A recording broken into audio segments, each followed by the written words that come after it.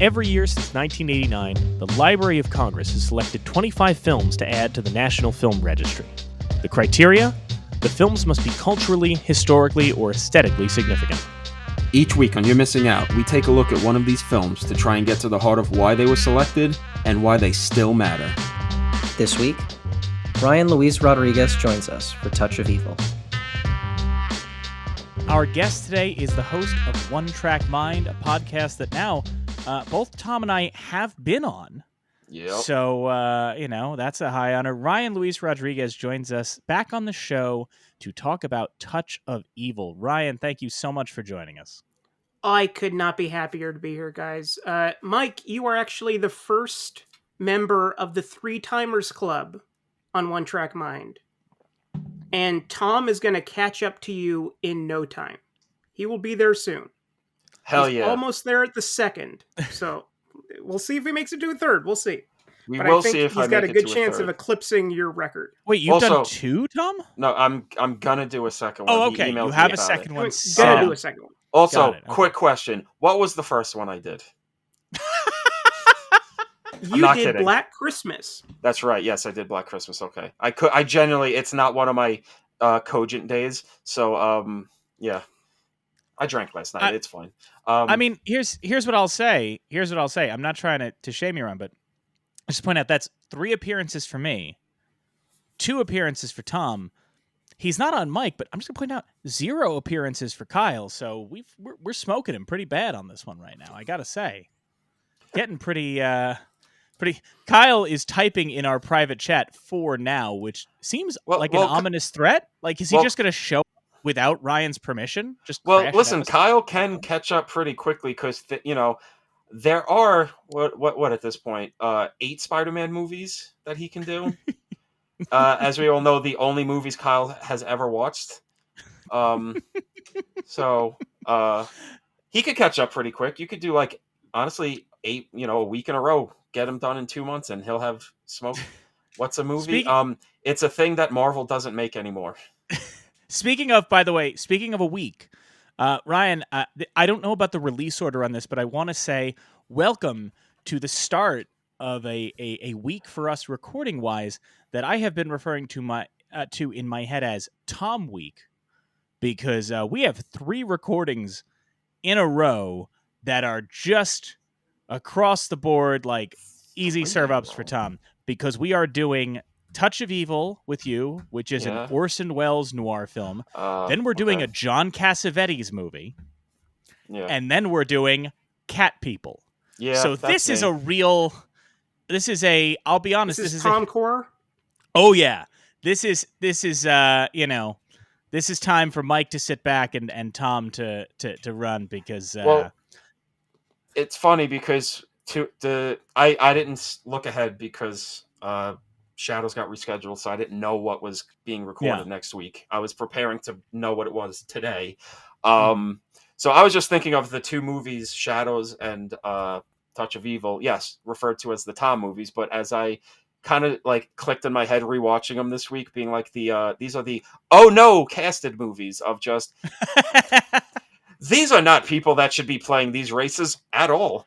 I think the worst one, honestly, might be Marlene Dietrich as a Mexican prostitute, which is because she's not even Heston's not attempting a voice, but you could at least be like, all right, well, he's American. Maybe he's got an American. Mm-hmm. Marlene Dietrich just what is this German woman? Did she fall into a vat of shoe polish? What is this? Danke Shane, hombre. It's a real, it's a movie. I forgot she was in the movie. And then when she popped up, I was like, what? Why to Mulsey on down? Oh my God. Oh man. It's so, so between Heston and her, and then the 2 leads, 2 of the co-leads of Shadows, I'm just like, oh no, we're going to have to deal with racial issues with casting. This one may be one of the most iconic castings of all time. Of what was anyone thinking? Charlton Heston would ever pass as a Mexican? That's just but because it's because it didn't start as him being a Mexican. That's what's so wild. Is as we will. This is Orson's fault. we will get there. We'll get into it. I want to start. Um, Ryan, tell me a bit about, like, when I sent you over the list, what made Touch of Evil jump out to you, and then can you give us an idea of, like, what your experience was with Touch of Evil when you first saw it? You know, all of that. Sure. So Touch of Evil is my second favorite Wells film. I put it like slightly above Magnificent Ambersons, but that one is so compromised that it's hard for me to reconcile sometimes. But I remember in 1998, I was desperate to build my DVD collection, so I subscribed to Columbia House, which is the greatest scam in the history of mankind. We're going to give you 5 movies for $1 as long as you pay for 3 movies full price. And by full price, they mean not retail price, but however much the distributor wanted to charge them, and it was usually around $30 in 1998 money. And so I first experienced this as the reconstructed version. And it was this sweaty, inescapable nightmare that just permeated my imagination that I fell in love with immediately. And when you sent me over the list of titles, I gravitated to Cat People at first, but then I looked down slightly and I'm like, no, actually, fuck that. Touch of Evil, this has to be me. Just like when we did The Bank Dick, that had to be me. This is it. You know, it's funny. I think Paul Schrader said the same thing when he looked at Cat People. Fuck this. Tom, what was your experience with Touch of Evil? When was your first time seeing it? God, an exact date. I'd have to. I don't know if I logged Letterboxd that far back. Probably sometime late high school, early college. I'm pretty sure this was a Netflix DVD thing. As I was getting my internet access was allowing me to broaden my horizon on what movies were worth watching and all of that. And everyone talked about Citizen Kane, and then you fall kind of down to the Orson Welles rabbit hole and how he's got these 2 kind of iconic compromised movies to his name, and how one of them was Rescued, this one, and the other one is that like never ending wish of cinephiles of maybe there's like a warehouse in Colombia or fucking one of the many places he just drifted off to in his days, being a drunk, fat, just beautiful bastard. But at this point, it's never going to happen. So I actually did like Citizen Kane when I first watched it, because it was that thing of, we talked about it in the episode, it's not the homework you think it's going to be the way people talk about it. And I was like, oh, this is actually kind of fun. I kind of like this guy.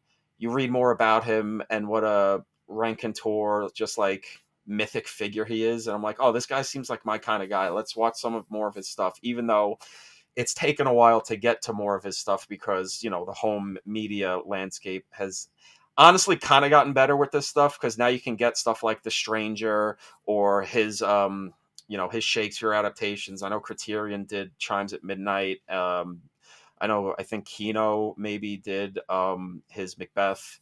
But yeah, I watched this one young. Yeah. Really, I honestly thought it then, and I still kind of feel it now.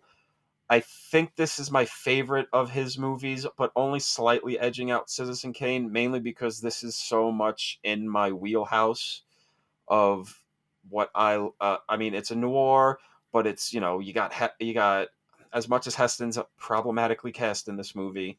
I love Heston. I genuinely think this might be Wells's best performance, because it's not given the same room to breathe the way Kane is. He's got to make a lot of this work as a side supporting character. And just the way it subverts the noir stuff that I was getting into when I was younger, and now many moons have passed of more noir under my belt, being like, oh wow, he really did just like pull the rug out from all of this stuff in a lot of ways, while still making a movie that works on its own as that thing. So yeah, rewatching this recently was an absolute delight. It gave me an excuse to rewatch the 4K disc that Kino put out, which is a great disc, which has all three versions. Yeah, all in 4K. It's amazing. It's such a good reference point for kids that are now growing up with home video. Yeah. It's a perfect way to get a little bit of film school at home without actually having to pay for it. And it's one of those examples I would use as like why I think as much as people would like to say home media is dying, mainly because newer movies are not given like the most lavish releases anymore. They still get put out for the most part, and then you get these great old releases of that you can now have as like like you said, film school in the palm of your hand. You can now grow up in a world where the reconstructed version of Touch of Evil is not like a thing you either had to see it at a rep screening in LA or whatever, or maybe like Turner Classic like surprise screens it at 2 a.m. and maybe you have to like try to pull an all-nighter or some bullshit. It's like, no, now you have it in the best possible version you could ever have it, with tons of special features, so much stuff. I like, it's never been a better time to be Orson Welles, other than the time when he was alive, because he's dead now, so that's not the best time for him. It's remarkable that every single movie he's made, except for The Other Side of the Wind, is available on home video. Fucking Netflix, man. And is given so many extras and Yeah. so much time and patience in remastering the quality. Well, he's the ultimate, his movies are better now than they were when he was alive. Well, because he is the ultimate, like, director's director guy of, like, he made such a splash with Kane. He tried to be so ambitious with his follow-ups. He would, by hook or by crook, putting these movies together later on with fucking held together by spit and duct tape, taking years to make them, constantly just being his own guy. As much as he whored himself out to commercials and voiceovers and whatnot, he was always like, when I make my movies, it's me, no ifs, ands, or buts, no compromises. So it's not, it's not a surprise historians, filmmakers, whatnot, they're like, oh, you're putting out a big deluxe set of blah blah blah Wells movie. 100%. I have to be involved. I need to talk about how important this guy and this movie in particular was to me as a budding filmmaker growing up. So, good They're times. putting The Trial in 4K. Are you fucking kidding me? I'm Oh, on yeah. board. Fuck, that actually might be my favorite Wells movie. There's a few to pick from. But either way, Mike, what is your experience with Touch of Evil? Bring the room down, buddy. So I started this episode saying this is Tom week, right? That these are like some of the movies that Tom loves, and like Tom taking the lead in conversation. It's also Tom week because we're having a bit of a role reversal here. Because Tom is the one saying, I saw this movie in high school, I've always loved it, this and that, and I'm now going to give the Tom answer, which is an answer I've never given on this show before, which is, yeah, I saw it about 2 weeks ago. I watched it for the show. I knew about it for a while. Remember seeing the title. I never got around to it because, that's not entirely true. There is a weird anecdote I have not told Tom that I've been meaning to share, which is, if you knew me in high school or college and you asked me if I had seen Touch of Evil, I would have told you yes. Because when I was young, like I was a little kid, my grandfather had an Orson Welles movie that he loved, and we watched it together, and it ruled. And when I was later like reading books about Orson Welles in high school, and I would see like, oh, his great films, Citizen Kane, Magnificent Ambersons, Touch of Evil, I was like, okay, I know Touch of Evil. I watched Touch of Evil. But I hadn't. The movie we watched was The Stranger, which is a movie that I would argue the title Touch of Evil also applies to and also makes total sense. So I just, and it's not like, again, we talk about this a lot, like, oh, back in the day, like we're all decrepit, but like, if you were watching a movie on like Channel 5 with your grandpa in 1998, you weren't getting the title card. Like you didn't know what the title was. You know what I mean? Like you kind of just like watched a movie. And so again, I know Orson Welles. I remember this movie. I remember that, makes total sense, right? Makes total sense that's what it is. And of course, since I saw it in 98, I know Orson Welles is in it.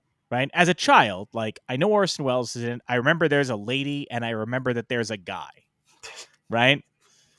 Because it's 98. So, like, now, of course, I'm like, yeah, that's Edward G. Robinson. How did I get it confused? But at the time, you know, my brain was just kind of like, oh, yeah, I guess it was Charlton Heston. Like, I was just kind of filling in the blanks.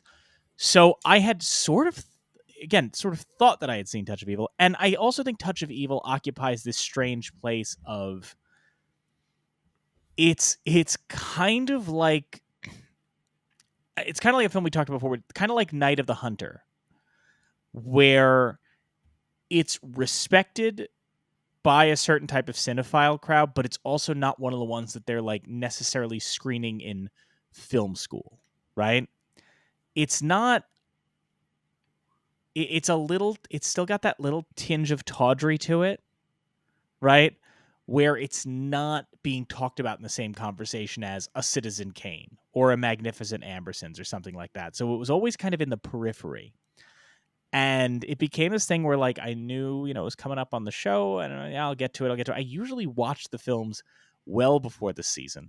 This was one of those ones where it kind of escaped me, and I sort of sat back at a certain point and thought, like, I never get to kind of do what Tom always does with this show, which is go in totally fresh, right?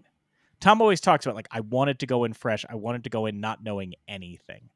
So other than what I had picked up via osmosis, I decided this is like my one opportunity for the foreseeable future to do that. Needless to say, I was ill-prepared when they called Charlton Heston Vargas. Ill-prepared, I say again. Yeah, you never get prepared. Was not ready for that. Did you watch the behind-the-scenes documentary where he says, you know, if I did it today, I'd do it with the slightest hint of an accent? And I was like, fuck, no, you would not.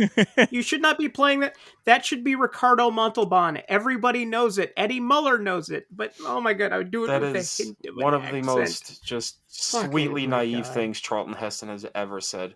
Yes, I would have done it with... What would it have sounded like with his idea of a hint of an accent? I'm pretty sure it would sound like the fucking vocal code that unleashes Cthulhu upon like, the unsuspecting masses. Heston, I love Heston, but he's one of those guys. He's like Kirk Douglas. If you were like, oh, he does an accent in this movie, I'd be like, no, he doesn't. No, he does not. He will maybe have a slight twinge to the way he says one word, and then it's going to go right back to their voice. This is the guy who played Van Gogh and played him as Kirk Douglas. Mm-hmm. A guy who, while watching Paths of Glory, knowing full well I was watching a movie about the French military, kind of not even till the third act where I finally clicked like, oh, right, Kirk Douglas is supposed to be French in this movie. Yeah, there's Good nothing try, about... Kirk. Anyway, so I say that all, you know, we're coming at it from different vantage points here. And like I said, a rare case where I got to come into a movie fresh, right? Yep. And I'll say, what a movie to come in fresh to, in terms of, like, you know, we often talk on the show about, like, oh, I wish I could see something for the first time again, right? Mm-hmm. I'm glad I came to this fresh, because I think if I had grown up with it, like so many of these movies we talk about on the show, if I had grown up with it, I probably would have internalized a lot of stuff, and I probably would have, like, looked for the scholarly answers. Whereas, like, I did get to kind of watch this and get the incredible, very unique experience from this film of watching it and going, this simultaneously looks really expensive and like it was made with $5 in a dream, which is something that I don't know how that happens exactly. Where it's like these incredibly elaborate camera movements where you're like, oh, that must have cost so much money. But also, if you told me you stole this footage off the street, like you just had no permits and just run and gunned it and made it for like $5, you know, like how Darren Lynn Bousman, this is a weird pull, but Darren Lynn Bousman basically made a whole movie on Saw sets. Do you know about this? Yep. No. So Repo, a Genetic Opera, his rock and roll musical. When he knew he wanted to make it, but he would get no money for it. So Darren Lynn Bousman, when he was making like the Saw sequels, would just come up with Was it 3? I think He it would was 3. he would come up with scenes for kills or for like scenes in the Saw movie so that he could get them to build the set for Saw, and then he could shoot his other movie on the sets. That is genius. But That it's is like, absolutely genius. right. So that's kind of the effect of this. I was fascinated by it. It is but- a very weird visual movie. Yeah, Yeah. it's very dreamlike in a sort of way that he kind of gets to in like Citizen Kane, but clearly without the same resources, and also shooting on location and not shooting on sets. So like he manages this weird thing of like, it feels realistic, but also like you're in a nightmare at an actual border town. It's a weird thing he pulls off. And it's got that very, like, a lot of it, calls to mind things like Detour, right? Yes. Or, as we evoked, like Val Lewton movies where it's like, oh, we're going to do these tricks, right? Yeah. To cover up for a lack of money. But also at other points, this thing looks like it cost millions upon millions of dollars. And it like alternates between those vibes in such an interesting, fascinating little way. And I think it came down to like 150,000. I think that's how much it was. But yet you have the opening tracking shot that goes on for 3 minutes. Mm-hmm. That is so iconic. They quote it in The Player. I was gonna bring. I wrote down the quote. I wrote down the specific line. It's actually 6.5 minutes, according to Walter Stuckel in The Player. He says 6.5 minutes long. Well, there are two other scenes that are 6 minutes long, but they don't announce themselves as being that long. And unless you actually pay attention to the craft, you have no idea that you're watching a 6-minute unbroken take. It's kind of remarkable. Also, just looking at this, budget was $829,000. The 150 number you were thinking of was how much Welles was paid to do all of the things he did making this movie, which was yes, right, heavily rewriting this movie, as we hinted at before, deciding, I'm feeling like Heston needs a little ha-cha-cha-cha. Let's make him a little Mexican. I don't know. That seems right. Let's do it. Directing and acting. Rewrote in 10 days. Which is, this entire movie was written in 10 days. And there was a lot of changes. To go back to Val Lewton. Yeah, there was a lot of changes. I mean, I never read the book it was based on, and I'm not Mike. I wasn't going to do that for this show. But, some of the things pointed out, like he was supposed to be a white DA from LA and not a Mexican narcotics cop from Mexico. The wife character was supposed to be the Mexican, and he just swapped it for some. I mean, whatever got a bug up his ass to like make these changes and turn it into his like another like kind of psychosexual, like weirdly tense, like treatise on morality and how the law is kind of only functional if the people at the center of it like actually follow the law. Like it's this. Well, as they say about Quinlan, he's a great detective and a lousy cop. Yeah. So a lot of changes on that. I mean, I don't know. It's so interesting. Yeah. I think an interesting thing is that it feels like every Orson Welles production story always begins with somebody going, why won't somebody give Orson a shot? He's such a talented filmmaker. Why won't somebody give Orson a shot? And it's not to say the films turn out bad, but you do feel like by the end of the production, that same person is going, I'm starting to see why people don't give Orson a shot. Because it does seem like, again, Heston being like, hey, we should we should let Orson, we need a director. We should let Orson direct the picture. Orson, it'd be great to see what he could do with this picture. And then Orson comes in and goes, this movie is going to be about the corruption in the justice system and the relations between the U.S. and Mexico. You're Mexican now. And it's just like, and also I'm going to need 17 cranes. And you're like, you can see why at a certain point people are like, you can't keep doing this, buddy. Well, maybe it's even funnier than like Heston being like, oh, we should give Welles a shot. it's the fact that Wells got the job because Heston thought he was directing the movie, and then the studio was like, well, fuck, he might not make the movie if Wells doesn't direct the movie. Shit. I guess we should just let Wells direct the movie. And so that just happened, and that's how Janet Leigh gets involved in the movie, which is, her agents were like, oh, we're not even going to let her see this because the price is so low.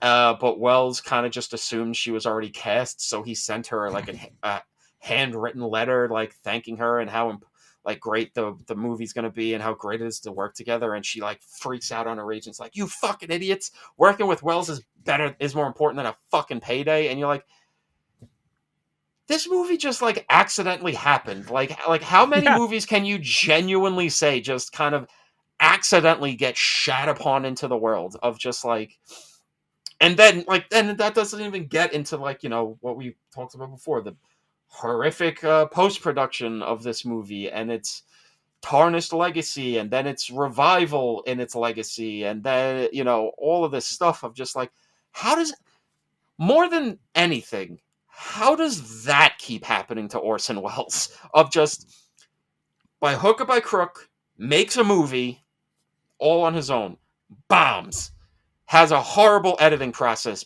People take the edit away from him. He's fucking pissed off. He's mad. He fucks up to Europe and learns magic. Great. And then just like, oh, actually, like, it's a classic. We love it. And, we actually found the negatives and we can actually reconstitute this movie. And you just go, how many times does this guy like accidentally make a classic that just has these weird post like release lives? That's the most crazy thing about it. Maybe crazier than being 25 when he made Citizen Kane. The crazier thing is that Touch of Evil basically is what happens to every one of his movies after Citizen Kane.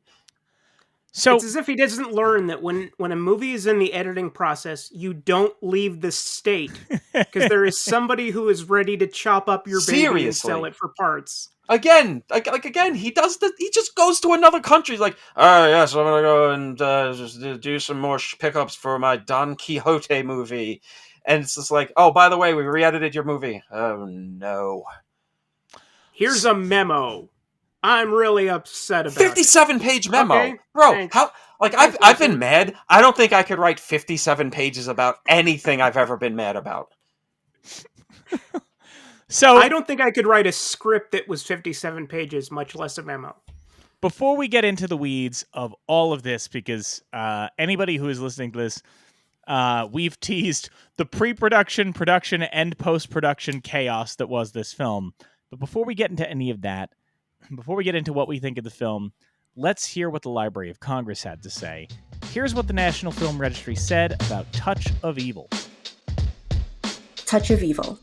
Orson Welles directed, co-scripted, and co-starred in one of cinema's most influential and audacious suspense dramas about a honeymoon couple, Charlton Heston and Janet Leigh, being terrorized by corrupt officials, Welles and Akeem Tamaroff, on both sides of the U.S.-Mexican border. The shadow-drenched cinematography of Russell Meddy is remarkable and stands out right from the film's opening shot from high above in one long extended take. So that is what the National Film Registry said.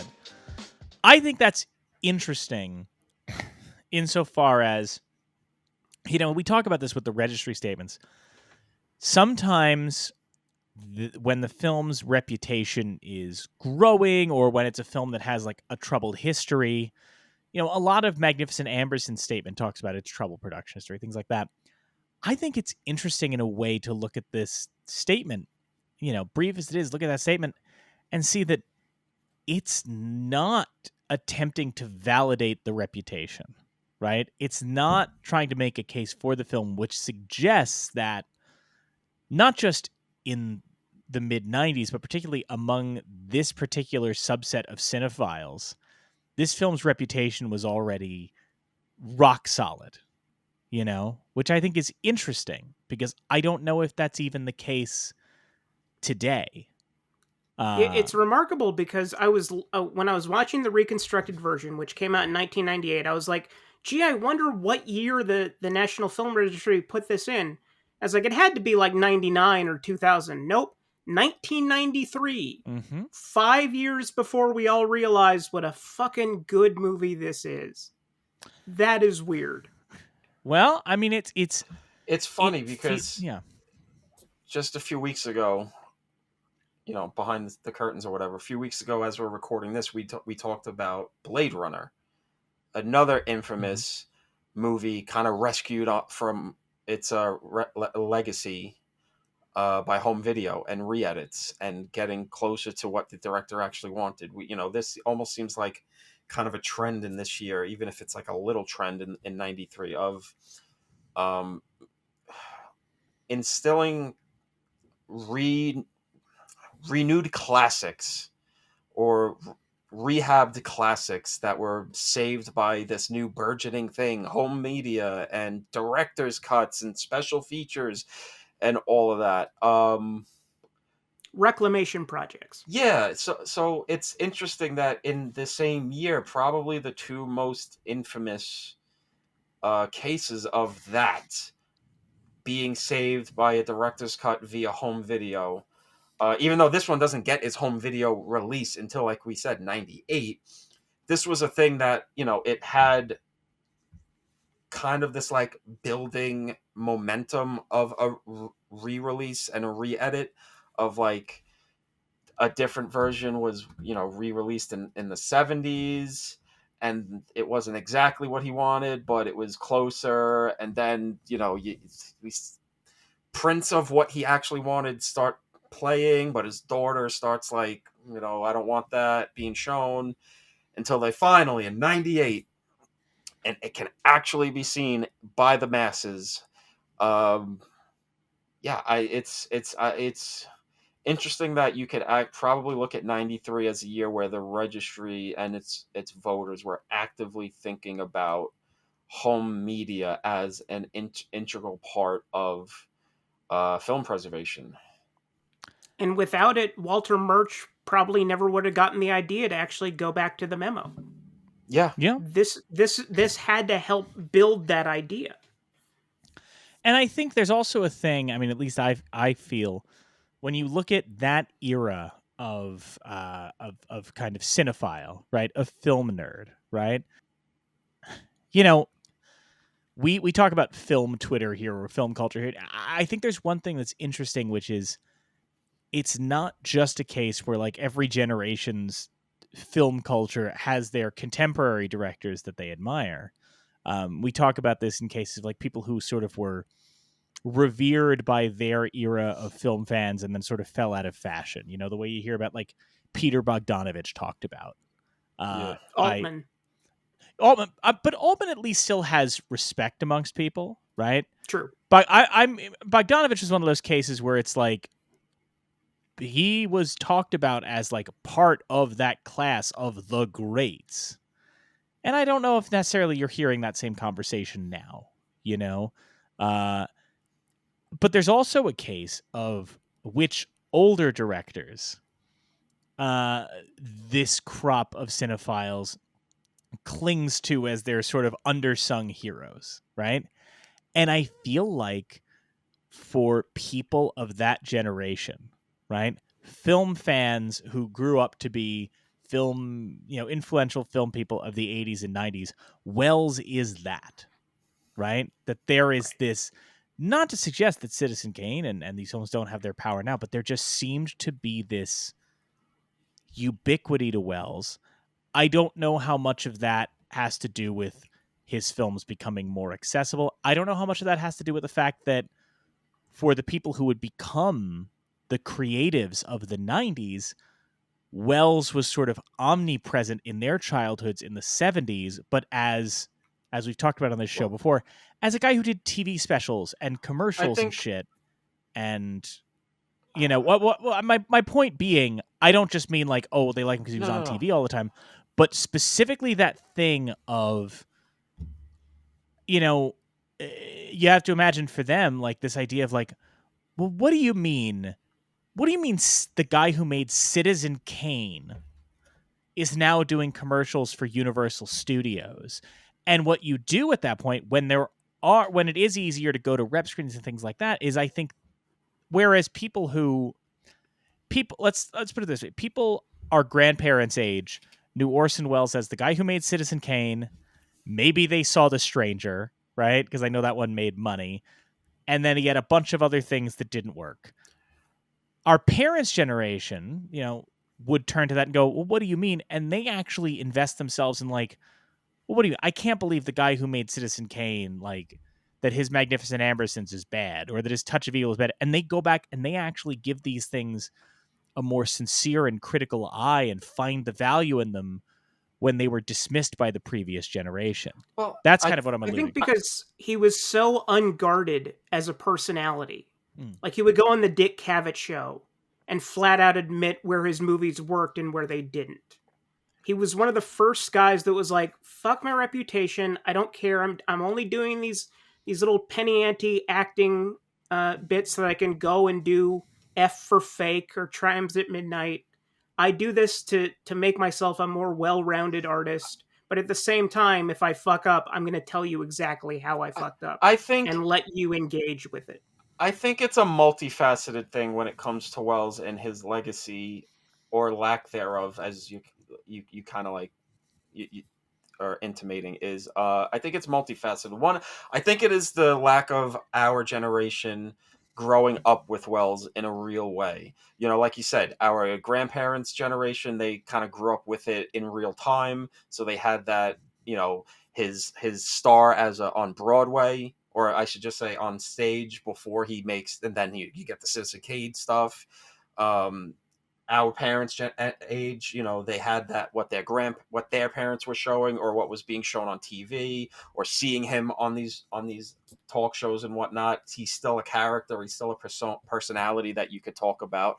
I think there's also there's a few other elements to it. I think a big thing with it is that for as great as his movies are, some of them, a lot of them, there is not a defined, at least I don't think, a defined Wells like flavor, or like a defined Wells characteristic. Not a stamp. Yeah, there's the Orson Welles characteristic is, this movie was a nightmare to make. Please give me more money to make another nightmare production. There's not like that for people to latch on to, where you have like a John Ford or even a Howard Hawks or guys of like that era that's you still kind of get talked about today in some ways. They had like a stamp. I think a big element to it too is the accessibility thing, because so much of Wells's persona and his mystique and his legacy that still does exist amongst our kind of how do I put it, losers, still talk about him, is that he was a rebel. He was a guy who did it on his own. He did kind of handcraft movies after sort of like his first two movies, given the keys to the kingdom, then getting kicked out of the fucking kingdom and having to make things by doing all these sorts of mercenary jobs to get money, fund, blah, blah, blah, take years, all of this. So the fact that there was like, oh, he's this rebel and it's kind of hard to see his movies. He's got this mystique now. It's almost like a punk rock thing with Orson. And now that it's just so easy to see, there's now not that jolt. There's not that, you don't have the same release of like, oh, I finally fucking saw it. It's kind of almost like why punk is not even like a musical genre anymore, because it's like, oh, well, I mean, I don't need to go to like the dingiest, shittiest fucking place in New York City to see this act that 5 people told me about at, a fucking bar at 4 a.m. It's now just like, oh, it's on Spotify? Okay. That's, cool. I mean, it used to be a secret handshake. Yeah. I mean, I'll posit another thing, though, that I wonder, which is like, because I think when I'm talking about like these older filmmakers that champion, they're reclamation projects, right? Yes. Everybody, when you get into movies, when you become like, as Tom put it, a loser, you have one of the things that is like currency is being able to go, who is an underrated filmmaker? Yes. Right? And I think for the generation before the people who are doing the registry, that was Alfred Hitchcock, right? Like maybe the first cinema reclamation project in its modern form is when the Cahiers du Cinema guys are suddenly going, you tried to say that Alfred Hitchcock, he just make the populist movies, but if you look and you watch his films really carefully, there's a lot of interesting ideas in there. And so by the time guys like Spielberg and Lucas are the authorities of cinema, right? Mm-hmm. They're like, of course, Alfred Hitchcock's a genius. He's up there with John Ford. Like that's agreed. That's established. There's no argument. And for them, Orson Welles and like post-Kane Orson Welles is that reclamation project, right? Of like, no. Don't dismiss Orson Welles. I know that the conventional wisdom right now is Orson Welles fell off after Citizen Kane, but in fact, he was making a lot of interesting shit. And so I think for people our age, part of the reason it doesn't have that currency is Orson Welles is the genius infant terrible is just established fact, right? Yeah.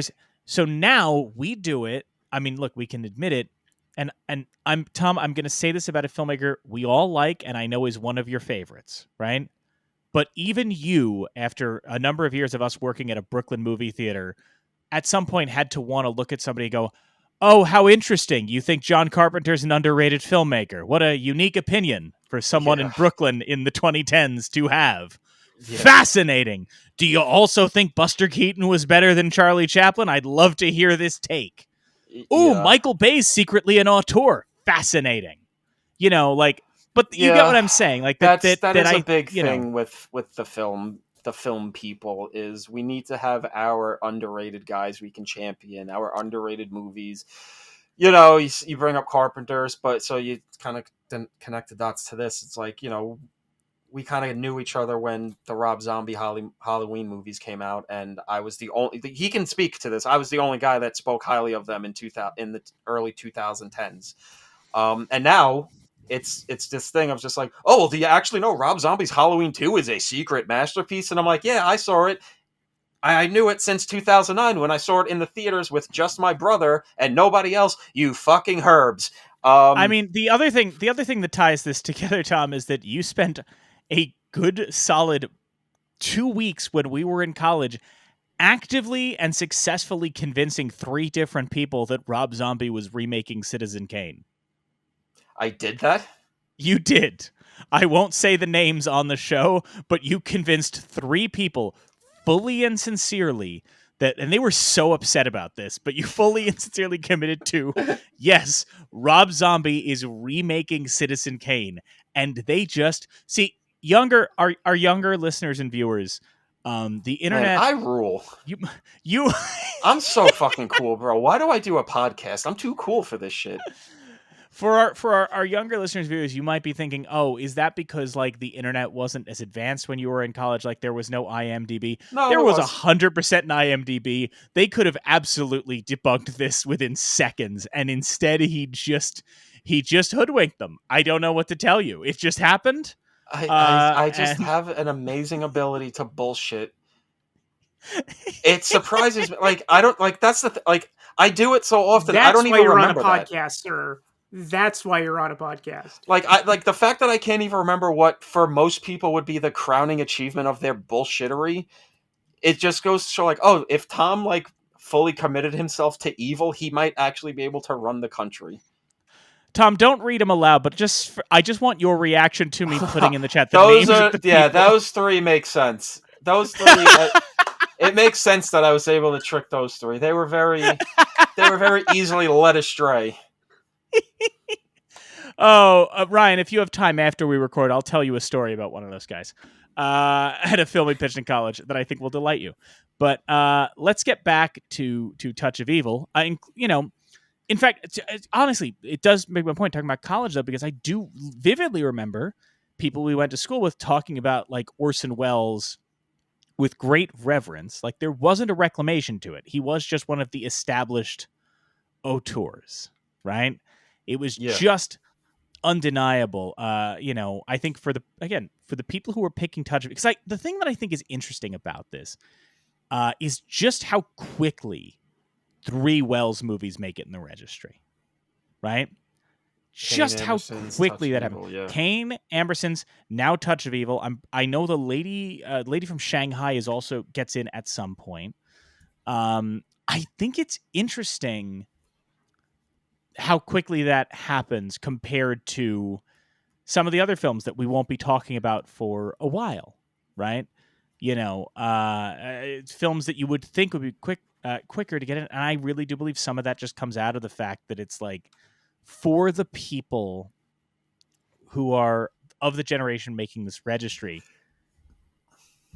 Amberson's reputation has always been like missing masterpiece, right? Like that's been known since the beginning.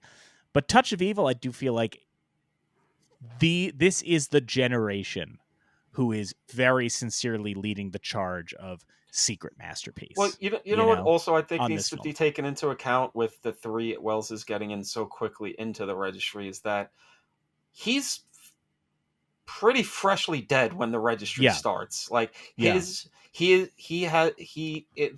said, the reclamation project seems to be in full force because it's like, okay, well, he's dead now. Any sort of hopes of like one final movie or whatever, or him like leading the charge himself or whatever you want to like, it's now up to us and we have to lead the charge and actually get people to recognize the genius that was on display long after Citizen Kane was finished. And if you're going the other side of the wind. Yeah. So I think that sort of accounts for why you get those three in pretty quick succession in the registry and why it's those three. Kind of the three movies that define Orson Welles' career of Citizen Kane, iconic. He's 25. He makes this fucking the best movie ever made. Amberson's his direct follow-up that gets completely fucking railroaded by the studio. And then this, another movie that he's getting another chance to just make a mainstream movie. He gets fucked by the studio again, and he never makes a movie for a studio. He never makes a movie in America again, basically, as a director at least. Those three movies are the arc and what we always talk about when we talk about Welles' career as a director, at least. So yeah, it seems to that it in that way it makes sense why it's pretty quickly. Yeah, I think you're right because the death of Welles being this titan of cinema, the death of Welles being so fresh has an impact, right? Yeah. And I do think a new generation of filmmakers and cinephiles feel that call. It's not dissimilar to say when Optimus Prime dies and Hot Rod has to lead the Autobots to victory against the forces of, as we all know, Unicron, the Destroyer of Worlds, the final role performed by the director and star of Touch of Evil, Orson Welles. Who did describe the film, I believe, as a toy movie about a week before he died. It's here's it's not an insult either. It's just an accurate description of what it is. It's a movie based on toys. He could call this a book movie if he wanted, and it technically would be true. It's one of them. It is a movie based on a book. Movies. Which he may have done. I mean, talking about the arc of Welles, and we will get into the film itself, but the arc of Welles is so interesting too because when you watch Touch of Evil, right, this kind of scrappy pulp movie, it's the kind of movie that if you sat somebody down who knew nothing about the history and you went, this guy, the director of this film made Citizen Kane, and they didn't know any of the history, they would go, that makes total sense to me. This is like the first film, a real work for hire job for the guy who would go on to make Citizen Kane, right? Because that's the normal trajectory for a filmmaker is like, look, make a bunch of like low budget B pictures. Oh, you're starting to show some style. You're starting to show some craft. Well, we're going to give you big money to make a prestige movie now, right? And instead, he goes the exact opposite direction, right? It becomes, can I do my thing? Can I fit my signature style? Because, we've got, I think the arc here, and I could be getting it, I may miss a title, but I think it's Kane, then Ambersons, right? Mm-hmm. Then I think, is it Othello right after that, or am I mistaken? I think The Stranger is next. The Stranger is because that's 46. I believe. Okay, so then it's The Stranger, Lady from Shanghai, Macbeth, Othello, and then Mr. Arkadin, I think, and then Arcane, this. yeah. I'm gonna. Arkadin. Okay. Yeah. So Kane, Kane? Ambersons, The Stranger, Stranger. Lady from Shanghai, Macbeth, Othello, Arcaden, then this. Nailed it. Yeah. Look at you. Good job, nerd. Yeah. Good. So it's interesting in a way that to think about where this comes in, especially because he's done the 2 Shakespeares. He's done it. He's been kind of in the wilderness for a little bit now, right? Yeah. I mean, and I think he's buoyed by the fact, like I said, I think The Stranger is probably his it makes money. The Stranger is a legitimate hit, which buys him some goodwill. And it does help that, like, I think Othello wins the Palme d'Or. So he's still getting some respect for that. Well, talking about movies where people are playing races they shouldn't. Oh God, Orson Welles is Othello.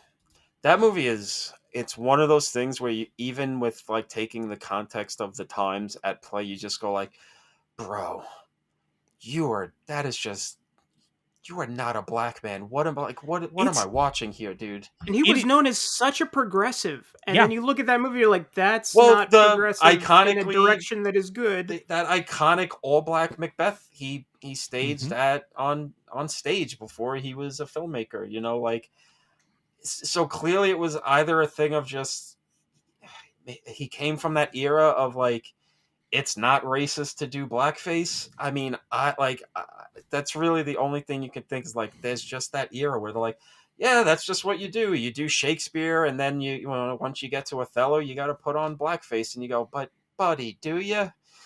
Because it's I would say it's that era of, I think by the time Othello happens, it's not the era of that's just what you do, but it is the era of there's a number of artists who go, listen, I get how that can be offensive. It's not going to be when I do it. Yeah. Like, there's a confidence with which you go in with like, no, listen, I get it. But it's going to be fine when I do it. So, I'm an actor. You hire me to play characters, and that's the character I want to play. It's, Except you hired yourself, Orson. You hired yourself. Yeah, because, okay, so looking within the context of his career at this point, like Mike said, The Stranger was a hit. I just looked it up. About $1 million budget, made about $3 million. That's a lot of tickets sold in 1946, which lets him get to The Lady from Shanghai, which does not do well. And he does not make a movie for a studio in America for 11 years. Until Touch of Evil. He makes Macbeth, Othello, and Arcaden on his or, rich Europeans' dime. And because of a happy misunderstanding on Heston's part, he just got Touch of Evil as a directing, writing, acting job. And last time he would do a studio movie again, because he's like, oh, right, yes, these assholes, I forgot. It's such a, so let's get into, we've talked about kind of the lead up to this. Let's get into the film itself. Probably one of the most iconic openings of a movie we've covered thus far, maybe of even all time.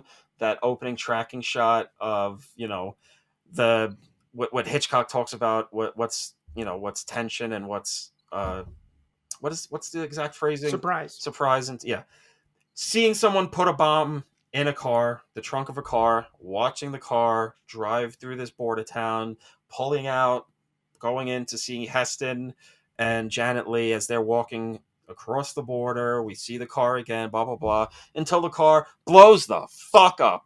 And you go, oh, okay, now we're in it. We got a murder mystery.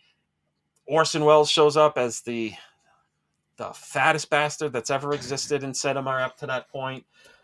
Glorious fat fuck. And then Sidney Greenstreet would be proud. Sidney Greenstreet would say, buddy, get on a treadmill. What are you doing?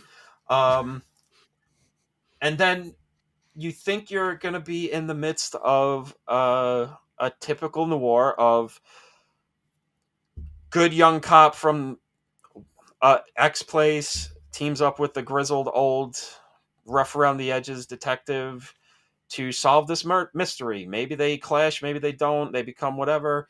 And then the movie halfway through turns into something completely different. And not, no reason to dance around spoilers. Movie's got almost 80 years old at this point. It stops being about who blew this rich guy up, and it just stops even being important at a certain point, and it becomes about Heston trying to prove that Orson Welles planted evidence. Simple enough. Heston is by the books, believes in the law, wants things to be done the right way. Even if you think the guy did it, planting dynamite in his apartment is not the way to go about things. And then it just becomes this battle of wills, this tense battle of wills between Welles and Heston, trying to,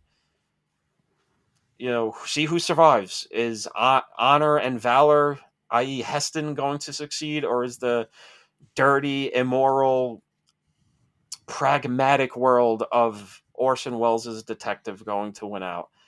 And it's also Janet Leigh's getting drugged by Mexicans like throughout this movie, so you got that going on of just like, okay, cool. Oh, this does tie in. Okay, this does tie into the movie. And molested. Yeah. I want to get back to the beginning for a second, because there's two things about that.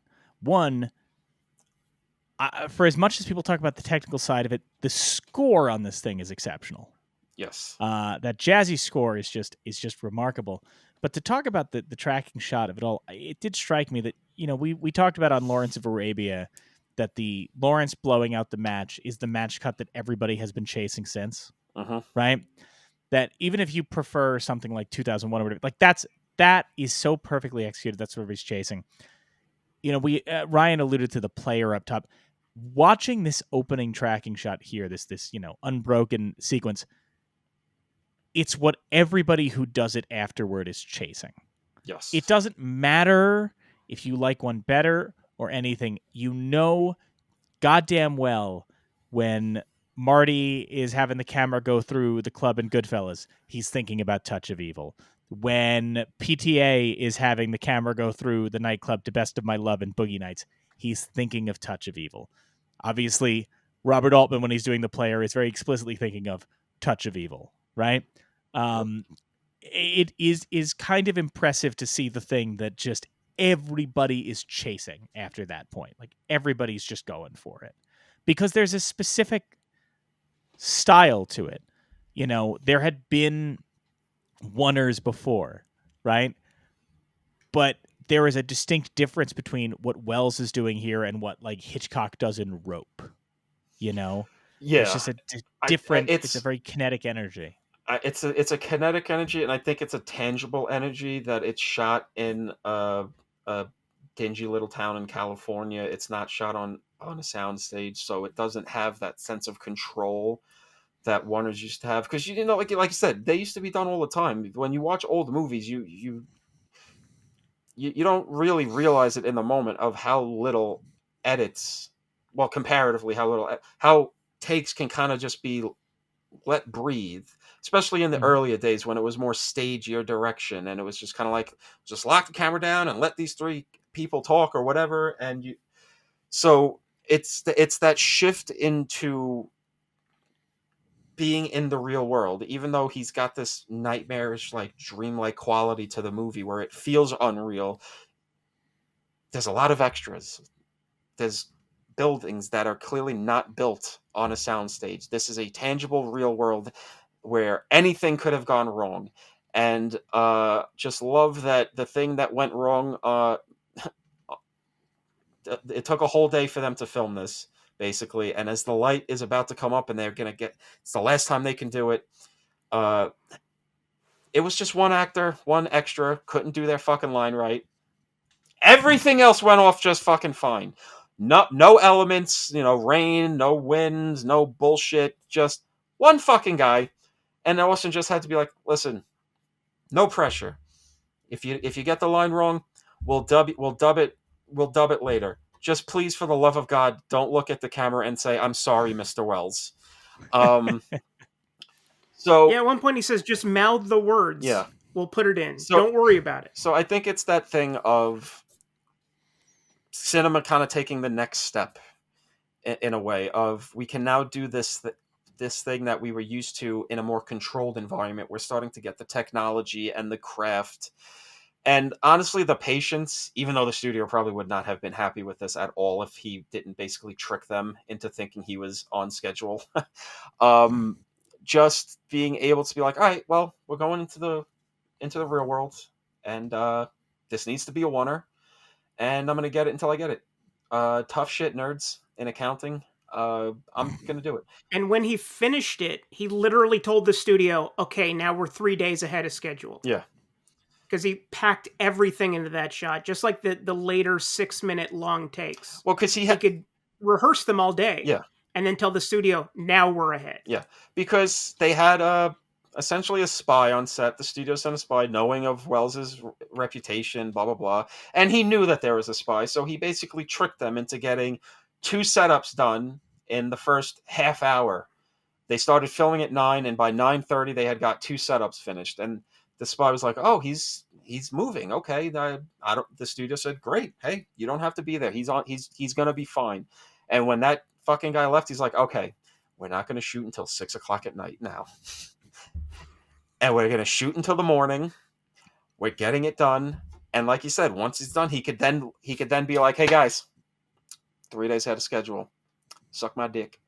Said it exactly like that too. He had that accent and all, even though that accent didn't exist at the time. That's another way where he was a forward thinker. He found that accent before anyone else did. So yeah, I don't know. Next thing, I don't know. What else do we want to talk about? Well, I mean, I think it's worth noting, we alluded to the fact that like Marlene Dietrich's in this film. There's a number of people that just like are Shot in willing one to do day. this movie. Her whole role was done in one day. He called her up in the morning. "Hey, you want to shoot this movie? We're like an hour outside of LA or whatever the fuck." And she's like, "Yes." Runs to her costumer. "All right, we need a wig. We need a dress. We need all the fucking shoe polish you can find." 30 minutes after Orson called, she was in a car heading to set and shot everything in one day. Calls Joseph Cotton, says, "Buddy, I need you. Yeah, I don't have a Joseph character Cotton. name for you, but you're going to be in this." And he's like, "Okay, whatever. Sure, okay. I'll come down. Yeah, okay, Nice buddy. to see you again, Orson." How you doing, Ryan, Wallace? why does your not to bring up your other show, but why does your Joseph Cotton sound a lot like the guy who does interviews at the end of Reels of Justice when it's your job? I just noticed that. Why is that? I forget his name, but you have a Because character you do, and that's okay. That would be Mumbly Mumblerson. Thank you. Is my world famous Reels of Justice character that literally no one has ever requested me impersonate on a podcast before, and it's not happening today either. So that makes me feel great. You can't, Thanks, Mike. You can't have him do all of Joseph Cotton's speech from Citizen Kane about seeing the girl on the dock. I remember that the rest of my life. There hasn't been a day that I haven't thought about that girl. But of all the other people in the show, we're talking about Joseph Cotton. Zsa Zsa Gabor is in this. And her sister. Yeah. In the And same I was scene. I was looking at it, I'm like, why is Zsa Zsa Gabor in this? And it's like, oh, well, Zsa Zsa Gabor is in this because she was friends with Orson Welles. And I just found myself going, that raises more questions for me than it answers. What on earth? How on earth was the most pretentious man to perhaps ever live, Orson Welles, good friends with a woman who was considered so vapid that the aforementioned Dick Cavett was like, "I'd like to murder her in a Nightmare on Elm Street movie." I was When they so were hoping like- you were going to bring up Dream Warriors. Yes. Yeah, because that's the joke. Is they were like, Dick Cavett, you need to murder somebody, and they're like, who would you want to murder? And he's like, the most vapid celebrity I can think of, Zsa Zsa Gabor. What are the conversations between Zsa Zsa Gabor and Orson Welles like? What was that like? I have to Oh, they know. were lovers. You know they were lovers. I don't know. There's a lot of rumors that Orson, Just like Marlena. There's a lot of rumors that Orson liked the boys. So probably talking about maybe who got the best dick that weekend. I don't know. Do you think? Wait, hang on. No, I know what the answer is. We're talking about all the great unrealized Orson projects. One night in a drunken stupor, he turned to Zsa Zsa and he goes, "If I get the money, my dream, you're going to play a rich lady. And you have to go live on a farm. It's going to be great. It's the place to be. Farm living is the life for me." There's a guy named Mr. Haney. You don't trust anything he says or does. Tom, we're referencing the show Green Acres. Ah, yes. I Okay, could tell of on your course. face you had no idea what was happening. And I believe on the old Garfield animated series, they had U.S. Acres. Yes, U.S. where I Acres. believe the lead character was named Orson. Mm-hmm. Yes.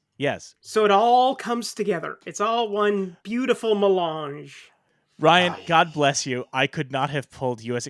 Ryan, by the way, Tom, has the distinction of being literally the only person I have ever said, "Do you know there's a sequel to the Jerry Lewis Nutty Professor?" And he goes, "Yes, I've seen it." No one else has ever known this thing besides myself. But Ryan was like, "Oh, yeah, of course. Yeah. The animated Nutty Professor sequel. Yeah, no, of course. Who doesn't know?" Yeah. I mean, good I'm not grief, proud you of two. it. Good I grief. know, but I'm not proud of it. Sometimes I question things. And this is one of those times. Oh, Love and you- yet love I you hadn't both. seen. I had seen the Nutty Professor direct to DVD animated sequel, but I had not seen Touch of Evil until 2 weeks ago. That's again. I gotta say, love we're you not both, perfect. but We're not perfect. I need a better class of people in my life. Jesus. Which Holy might have shit. also been what Orson said after spending time with the Gabors. We don't know. He definitely said that. Yeah, he definitely said that. He probably said it to their faces. He was not a pleasant man. But a delightfully prickly one. Yeah. Which he brings full force into the role of what's this fucking jerk's name? Quinlan. Quinlan. Hank Quinlan. Yes, Quinlan. Hank. Good old Hank Quinlan. Yeah, just a absolutely disgusting performance. You could just smell the cottage cheese just sweating out of his pores. And yet he's able to find a wounded humanity to a pretty repulsive character, a pretty amoral character who paints their amorality as morality. Yeah, you got to say, I mean, if it wasn't for him and his performance as Quinlan, this movie, if it's leaning solely on Heston, it's not surviving that absolute nonsense of not a Mexican thing he's doing. I mean, I think Janet Leigh gives a strong performance in this film. She does, but she's not given a lot quite to do. Definitely a supporting character where you could make an argument that Welles is a co-lead, at the very least bordering on supporting and like bleeding into co-lead status. If it was like a lesser performance by a lesser actor and you go like, okay, well, this guy's doing pretty good, but this is all Heston's movie. It's kind of like Daniel Day-Lewis in Gangs of New York, honestly, where it's like, maybe not to the same extent of this movie's broken without him, the way Gangs of New York is kind of just a fundamentally unfunctioning movie. It's kind of like that, where you go, okay, this guy's given this movie the kind of juice that doesn't exist if it's solely resting on its kind of woefully miscast lead. And I'm not gonna lie, I don't mean to be. I try not to be too critical of movies on the show. Heston and Janet Leigh have about the same kind of chemistry that Leo and Cameron Diaz had in Gangs of New York. You don't necessarily buy it to the point that when I was watching it, I did find myself wondering, like, is that going to be a factor here? Right? Is that is that built into this? Because you do find yourself with such a master craftsman as well, so you do kind of find yourself going like, okay, he's doing all this on purpose. There's a purpose to all of this. Now, I have only watched one version of this film. I know you guys have alluded that you have seen multiple versions of it. And speak to me here. I'm coming to both of you guys. We always say the mission of our show is to help people understand why these films matter. So I'm coming to you guys. Okay? In any of the versions you've seen or in any of your multiple times viewing this film, help me understand what the fuck is going on with the night manager at the motel. What's that about? Why is he let's that? say I'm going to say speed. Like, I'm just going to throw that out there, but this is the role that got Dennis Weaver Duel. Because Spielberg watched this, he said that there's never been a better jittery performance. So Orson basically went to Dennis Weaver and said, "I love you on was it Gunsmoke? Was it?" Mm-hmm. Yeah. And he goes, "All right, I love you on Gunsmoke, but how would you describe your character?" And Dennis Weaver's like, "Oh, he's kind of quiet, very reserved, kind of in the background." And Wells is like, "Great. The guy, I'm going to write a character for you in this movie that's the complete opposite. Go for broke, buddy. You've got 3 days off from Gunsmoke.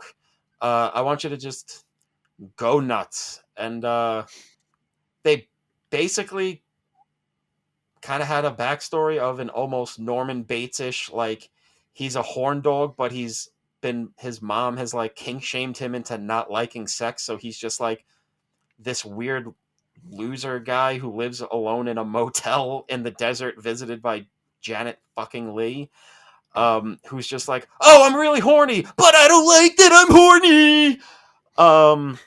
No idea why. With those facial expressions, you know that Don Knotts was taking notes.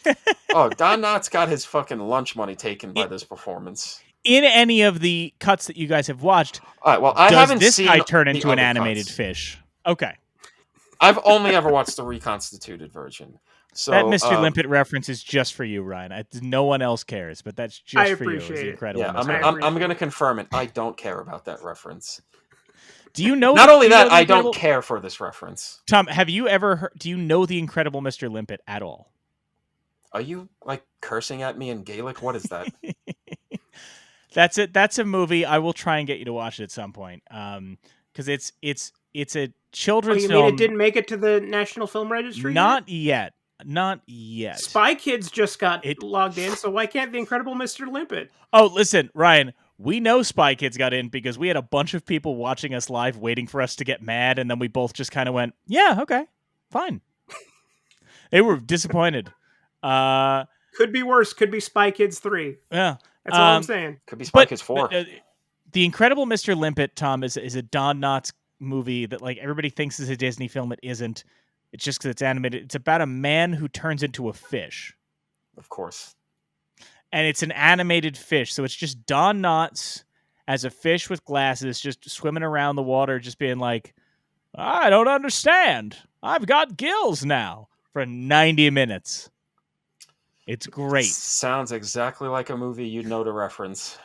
You should follow it up with The Ghost and Mr. Chicken, just because those are two funny titles that go well together. I was going to say, no, if Tom's going to watch a Don Knotts, I could see him enjoying Gus the field goal kicking mule. Oh, well, definitely. Of course. Tom, what if do you know Gus the field goal? We've lost Tom. He's going to close out soon. You're genuinely making me want to drink right now. Touch of Evil. Do you have more? Let's talk more Touch of Evil. We'll talk about Gus the field goal kicking mule later. We'll get into it. I did want to mention to your question of the relationship between Janet Leigh and Charlton Heston's characters. Mm-hmm. I think that the reason they don't have the greatest chemistry is that she's actually kind of a closet racist, which comes out occasionally in the film. She is. Where, I mean, even though she's in an interracial Mexican romance, people poncho. And at one point she even says, "Did I say the wrong thing?" Which is what racists say constantly, even if they don't mean it.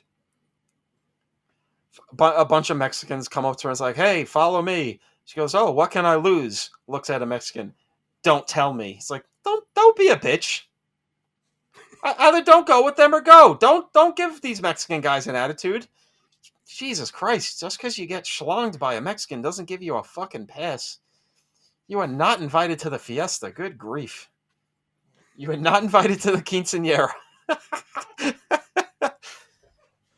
I love this. I love when I break Mike. again, this thing we talk about where, like, because I haven't, most movies I've watched so many times, I've internalized it. Tom reminding me of the poncho thing, where I was just like, oh shit, that is the thing that happens in this movie. I had completely forgotten. And And oh God. a great Oh, thing that I God. love is that Orson includes a joke at the expense of Heston being cast as a Mexican. He doesn't look like a Mexican. There's, who's that? Oh, that's his wife. She doesn't look Mexican either. It's like, all right, Orson, you cheeky little bastard, you make your little meta jokes. Oh my goodness. Truly, it was the Deadpool and Wolverine of its day. We should also talk about, regarding Heston, I do want to note, Heston did try and claim something with this film. There's a scene, a pretty notable scene, where it's there's a scene with the moving car, right? Yes. They film in the moving car, and he tried to claim that was the first time that had happened in a film. That had actually happened previously in the film Gun Crazy, which also gets into the registry years later. But it's a very early instance of shooting with a moving car. There are a lot of technically daring things in this film that we maybe take for granted now. Even the way Orson is introduced, like shooting under the car door opening, it's just a lot of stuff that, even setting aside the actual dynamic of the film and what it's trying to explore, which I think Orson definitely wants to explore the dynamics of policing and law enforcement in this film. I do agree with, what you're suggesting, Tom, about where Heston kind of holds it back, as far as you do kind of find yourself, you realize, maybe it's just me, it is evident that the themes that Welles wants to explore, he had to retrofit onto this already existing project, Yeah, I mean, because, he's trying to make points about,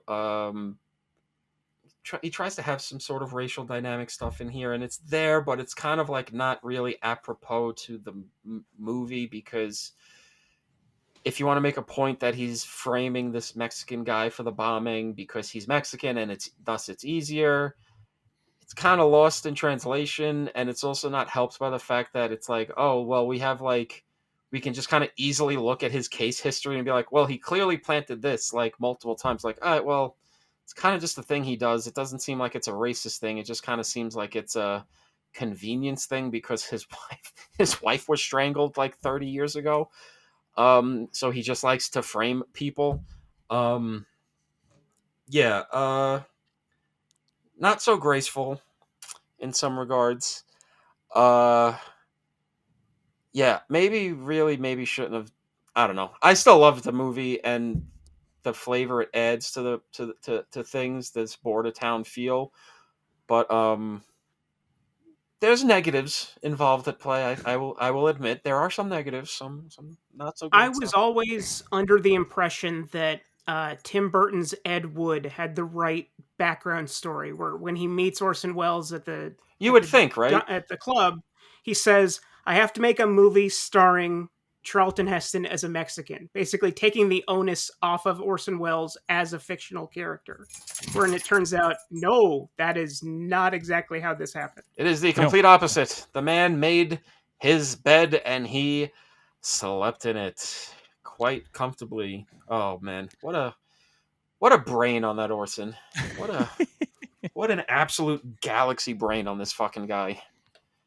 Well, it's a fascinating thing insofar as like this really is at least to me, the epitome of kind of what a lot of people aspire to do, which is making something special out of something kind of ordinary, right? Yeah. Insofar as like when you watch this, we could talk about the plot, we could certainly talk about the themes, but it's really just a case of like every set is fascinating to look at, right? Like there is not a single scene setting that is not dynamic, that is not an engaging backdrop. There is some incredible moments of mise en scène in this film for scenes that don't need it, right? Yep. There's so much visual flair and technical flair in this film for moments that don't need it. and great moments of tension. I mean, I Heston climbing under the bridge with his at the end, right? Yeah. When he's tailing them under the bridge with his little weird radio setup in his hand. Which is another thing that, like, you're watching it, right? And the entire thing of, like, putting a wire on the guy but then carrying a giant radio to listen to it while crawling under a bridge is so cumbersome and impractical. Yeah. To the point where, like, if you didn't know any better, you would be thinking it was a scene written by somebody today who was like, oh, he'll just have some Bluetooth headphones in, and then later go, oh shit, I'm writing a period piece. He can't have that. So I guess he'll just carry a mini boombox in his hand and blast the audio. It's like little things where you're just like, but it's cool, and it's got a vibe, and it's got an energy to it. And the whole movie is a guy screaming to be recognized while being lowered into a grave to be buried alive. He is screaming to the cosmos, for the love of God, please make me employable again. And then makes that great decision. Well, we're in editing? I don't have to stick around, right? Like, nothing bad happened 10 years ago. That's fine, whatever. What? We've advanced. And then it really is. Now wild. we have 3 versions of this film. Really as well. But yeah, no, I think it's a lovely art that has been lost in cinema these days, of just being able to say, because it was cool, like, oh well, that's not realistic, that wouldn't have happened if he was actually trailing Detective Quinlan, and a director could just be like, yeah, well, it's cool because cameras and hundreds of guys working would not actually be filming this, and thus what you're watching is fake, and thus go fuck yourself. It's a movie. Tom, I'm sorry. If I called Ryan out for this, I got to call you out. If I called Ryan out for deploying his mumbly voice, I do have to call you out, Tom. You did pull out your Ruben Östlund impression there. That was the voice you did. I got close. Yes, it was. No. You got that was close. pretty Östlandy. It was. I think I forgot how to do Östlund at this point. It was so long ago. You'll remember, because Julie Delpy just got cast in the new "What If Your iPads Don't Work on Planes" movies. So when we have to talk about that in an Oscar special, you'll remember real fast what your Östlund impression was. Maybe that'll win the Palme d'Or too. Maybe they'll give Östlund a 3rd Palme for that. Oh, they'll give it to Spike Jonze for the AirPods commercial with Pedro Pascal. Listen, I'll take that. Why won't anyone give him any money to make a movie, man? Her was like 13 years ago. What is happening? Yeah, and that was successful, and did not have any of the problems that Touch of Evil had. What is going on? Like, I don't like this at all. Again, at least Orson, and I understand he was a reclamation. At least Orson, you can understand why people didn't give him money. Not that they shouldn't have. They didn't make money, and also, the man sounds like a hassle. Gonna be real. I'm glad the movies came out great, but I'm not gonna pretend like he's some. I do wonder if the approach people have to Orson Welles is kind of like, because as we record this, the new Paul Thomas Anderson trailer came out, and there's an anecdote I remember somebody telling me that they overheard at some like Golden Globes party or something like that, of like 2 studio people kind of just talking to each other going, man, one of us has to bite the bullet and make the next PTA movie. Where it's like everybody in the industry knows somebody should give Paul Thomas Anderson money to make his movies, but nobody wants to be the one to do it because you're not going to make money. Yeah. And I do feel like, I wonder if there is that sentiment around Hollywood too, of just like, well, yeah, no, sure, we'd all love to get more Orson Welles movies out there, but nobody wants to be the one to have to deal with him. Yeah, I mean, it's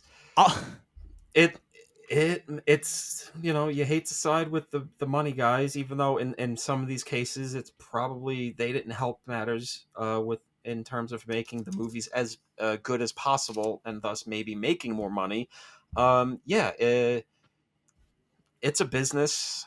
At the end of the day, he started finding ways to get the movies made on his own, so it's not like he didn't make anything after the studio system was done with him, or he was done with them, or a little bit of both.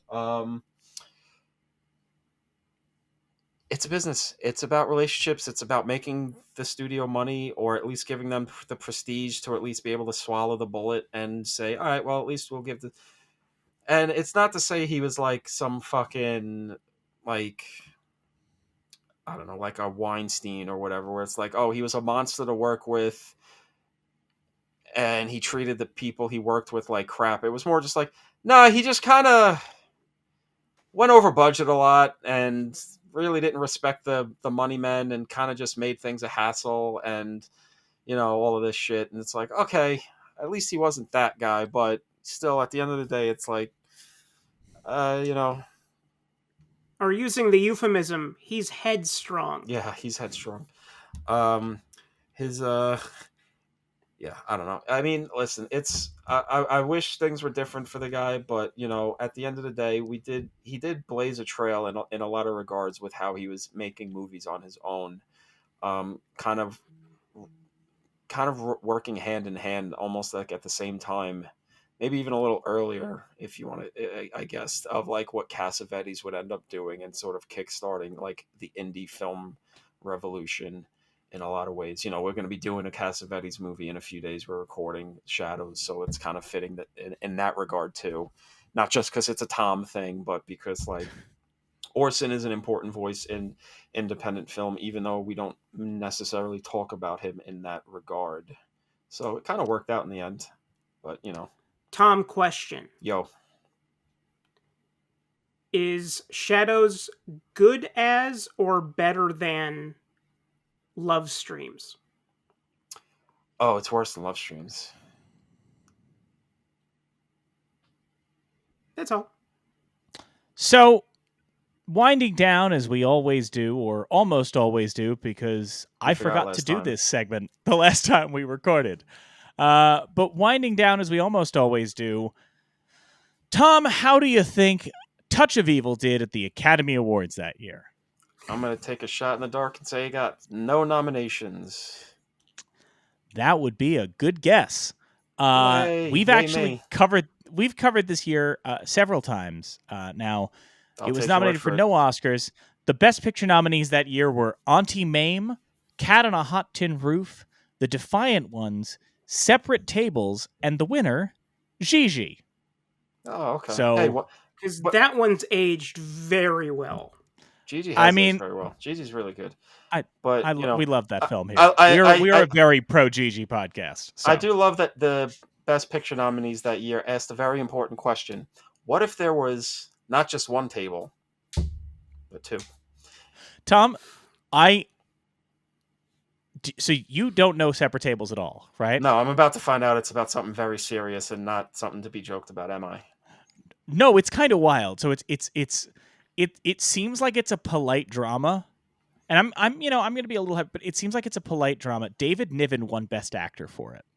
Okay. It seems like it's a polite drama of just all of these disparate people staying in this one place who like dine in the same room, but it's separate tables because they all have different kind of lives, right?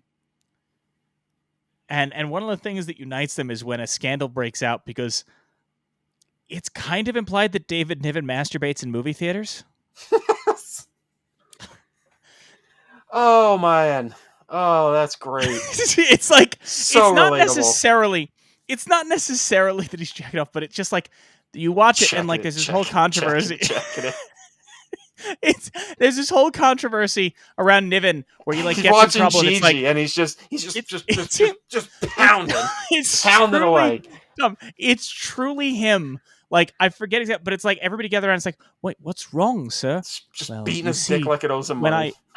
When I go to the cinemas, it's dark and there's pretty girls in there, and I'm so drawn to them. I can't help myself. And it's such a weird thing.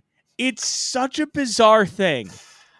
Especially since it's before the fucking heyday of like 42nd Street in the city, where like, oh, people were just jacking off in theaters all the time. I know there's going to be people who, like, theoretically, in this episode just went right off the fucking rails.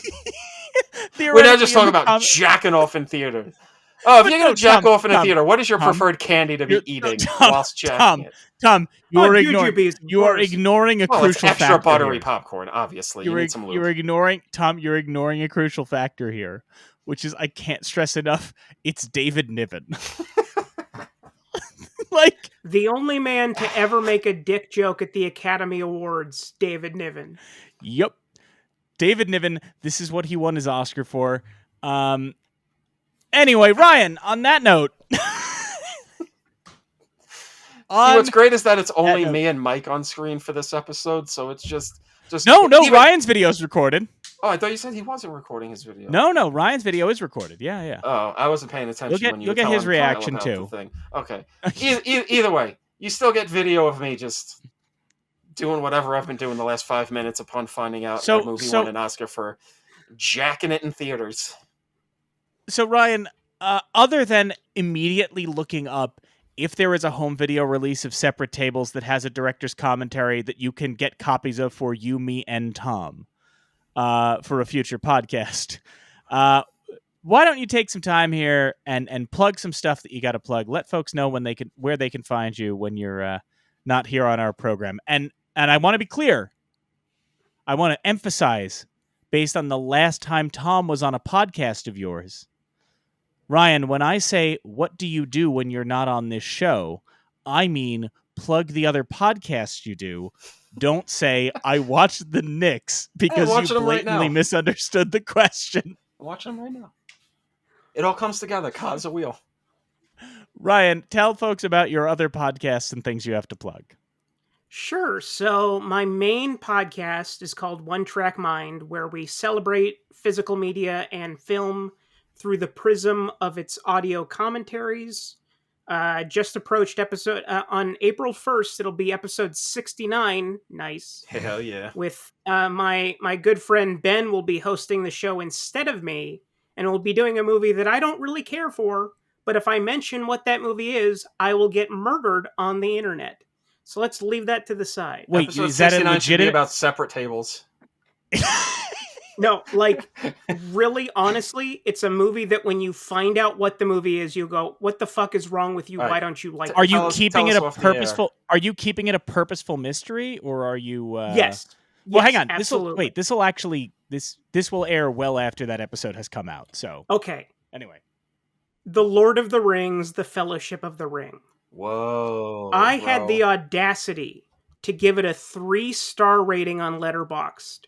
And my Reels of Justice friend and cohort, Ben Hassler, who's the biggest Lord of the Rings fan on the face of the earth, the second the first episode of One Track Mind dropped, he said, okay, so when are we doing Lord of the Rings? I'm like, fuck that. We're not. And you know what? 69 episodes later, guess what? We're doing it, folks. We're doing it, and it's wild. I say some stuff that I cannot take back. It's yeah. So Tom, who are we gonna get to do Touch of Evil now that we're going to delete this immediately as penance for? No, I'm kidding. I'm just kidding. Well, That's obviously, fine. what we have to do is get a white guy to pretend to be a Mexican. Yeah, well, that would have been the way to to properly theme this. So okay, Well, beyond... I am a half Costa Rican pretending to be white, so that kind of it's the opposite, but it qualifies. Well, Ryan, I gotta be honest with you, buddy. Once people see your name, Ryan Luis Rodriguez, the mystery's been broken, buddy. Irish. It's Irish. That's an Irish name. No, he's Lebanese. I'm from Wales. Yeah. So beyond One Track Mind, which we have been on, we should stress, Tom Yes. and I. So if people are looking So for I've an been entry told. point, if people are looking for, Yeah, look it up on most of my time is on Instagram at #1 Track Mind podcast, although I'm spending a lot of time now on Blue Sky at onetrackmind.bsky.social. You can find it on Facebook, Podchaser. We have a Patreon that is patreon.com/onetrackmindpodcast, podcast, where you can get 300 hours of bonus content, including every episode of the 2 previous podcasts I did, The Coolness Chronicles, which covers the entire history and legacy of Mystery Science Theater 3000, and The Shirley Chronicles, which basically uses Abrams Zucker as a backbone to talk about 60 years of comedy in cinema. And then the other podcast that I do that both Tom and Mike have been on. And is Kyle called- has not. We should stress Yes, that's this. true. To Kyle bring has it back not to the been beginning, on the show. Kyle has not. It's called Reels of Justice, where we have a fake movie court with a prosecutor, a defender, a judge, and a jury, and we try to conclude whether or not a movie is guilty of being a bad movie. You can find that on Facebook, on Instagram, still on Twitter. Don't know why. Don't know why you have Going down with the ship, baby. But not up to me. Going down with the But ship. I am incredibly proud of both shows, and more than happy that Mike and Tom have been on both as well. Well, again, it's an absolute flaw in your character that you think that way. But we'll take advantage of your degeneracy. I don't know. I mean, just why anyone would force their audience to deal with us. That's when I impersonate Ellen DeGeneres, is when I get degeneracy. Is it like oh god, I'm gonna fucking slap the shit Well, out of that people was tonight. fun. Everybody else, stick around. We'll be right back with our picks for the National Film Registry. The National Film Registry isn't some fixed object, frozen in time. It's always growing, adding new titles every year. These annual selections are made by the National Film Preservation Board, with members like Martin Scorsese, Alfre Woodard, and Leonard Maltin, and representatives from organizations like the Academy, the DGA, and the AFI coming together to debate and decide. But they don't just pull titles out of thin air. They pull from the public, people like you and us, who can submit their nominations for the registry in a form on the Library of Congress's website. What we do, at the end of each episode, is have Mike and Tom pick films not yet in the registry that they feel should be, inspired by that day's topic. At the end of each season, those films will be formally submitted to the National Film Registry for consideration, on behalf of You're Missing Out. Here are today's picks. So I was trying to think about where to go with this, and I started to think about a film that is similar in some degrees to Touch of Evil, not just in its genre, but also in the way that it kind of breaks those genre conventions. One of the things that's notable about Touch of Evil is the way that Welles kind of reset the movie, setting it on that Mexico-California border. It's not a setting you normally see for that type of film. And that automatically changes the energy a bit, right? There's another notable noir film that it's tough to say whether it had a better reception than Touch of Evil, because it did not make much money when it came out, but it did manage to land a Best Supporting Actor nomination, which is pretty rare for noir films and B pictures and low-budget films. It's another Universal film, similar to Touch of Evil, but it's a film that I think has seen a new revival of interest thanks to its induction in the Criterion Collection a little while back, which is the 1947 noir Ride the Pink Horse. This was directed and stars Robert Montgomery. It is an interesting, scrappy little noir picture. But the most interesting thing about it is that typically when you watch a noir film, it's all about the inner city, right? It's all about that urban kind of crime and shadow. Ride the Pink Horse is set in New Mexico. And even just that shift gives it a different energy. It's one of those films that it's tough for me to sit down and necessarily say, oh, it's important in terms of like that you watch a million films and go, that is riffing on Ride the Pink Horse, in the way that we can talk about the tracking shot in Touch of Evil. But it is a remarkable and very unique noir film that I think has had a lot more influence in very subtle ways than one might think. And that's indebted both to what Robert Montgomery is doing with the film as a director, but also that unique New Mexico setting. I think that Ride the Pink Horse absolutely deserves a place in the National Film Registry. That makes sense. With this one, my initial instinct was to get mad because I wish I could have fucking paired Lone Star with this movie. But Mike the prick already picked it for another movie, so I had to go to my backup. But my backup came to me pretty quickly, because what the rewatch kind of made my mind go to was the idea of a murder mystery, noir, neo-noir type thing where race is important. And that was not always the case. Usually is not the case with these kinds of movies. And if it is, it's a small part of it, much like Chinatown, where race is kind of a part of it, only in the terms of a clue getting misinterpreted because of a language barrier. But you usually get these movies about white people doing white people stuff and just being white as white can be. I guess to make up for the fact that there's so many shadows in the movie, they need some white, I guess. Or it's just the studio system's racist, who knows. But I was thinking about race, and the first movie that came to mind is one of the most underrated movies of the 90s, one of the most underrated movies of this actor's career, even though its fan base is getting bigger and bigger by the day. It recently just got a Criterion 4K release. I'm talking about Devil in a Blue Dress, the Denzel movie from the 90s. I think it's a fantastic movie. I think it's great. It's one of Denzel's best performances. He fits into the role of the neo-noir detective so well. I mean, when is he not good in a role, honestly? But, like, he's just in the bag here. You got Don Cheadle doing the Lord's work as his psychotic friend Mouse. It looks great. Carl Franklin was one of those guys that you may not say is like one of the great filmmakers of all time, but he's one of those guys that is so good at that specific thing. He also made One False Move, which is a movie I thought about putting up for this pairing with this movie. I just think Devil in a Blue Dress is one of those movies that, and also like Touch of Evil didn't do well at the box office. This one's based off a book series. There's hopes for it to launch a franchise for Denzel to return to every now and then. Didn't do it. Didn't happen. So a little bit of similarities in there with its failed box office at the time, but its growing reputation over the years. I think it's a knockout, and this is a movie where race is very much at the forefront of this movie, and it is not something that is retrofitted to fit the story that a filmmaker wanted to tell at the time. I think it's great, and I think everybody should see it if they haven't, and if they already have seen it, pick up the Criterion 4K when you can. It's a great movie, and preach the gospel. Devil in a Blue Dress.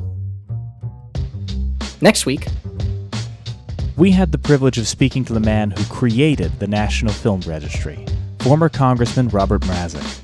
Now an author and filmmaker, he talks to us about his new novel, The Harvard Murders, and tells us how the National Film Registry came together. That it's not just about money. It's about film as an art form, and it's worth protecting. And just as we saved Stephen Decatur's house that year, preserving film, an indigenous art form to the United States of America, was something worthy. I needed people who could make the case to members of the Appropriations Committee. You're Missing Out is a production of Neon Night Media. It's hosted by Mike Natale and Tom Lorenzo. The show is produced by Kyle Lampar and edited by Mike Natale and Kyle Lampar. More information about our hosts and guests are in the show notes. Thank you to Amanda Rush for our social media, and all of you for checking us out. If you're listening right now or want to take the show on the go, every episode is available as an audio podcast. Follow You're Missing Out on Spotify, Apple Podcasts, or wherever you get your podcasts. If you like what you hear, please leave a review and a rating. It helps folks find the show. Want to watch the show or watch some of the films along with us? Great, that's why we're doing this. Don't leave us alone out here. Check out our YouTube channel. We've got video versions of every episode, uploads of some of the National Film Registry titles we're discussing, commentary tracks, and live streams. And once a month, I'll be uploading some content that's exclusive to the YouTube channel. So be sure to click subscribe and hit that little bell to be notified as soon as new stuff goes up. Because, let's be fucking real, I ain't sticking to a goddamn schedule. So thanks for joining us, and we'll see you next time. And we'll see you next time. And you'll see us next time. Because we don't watch you, you're watching us.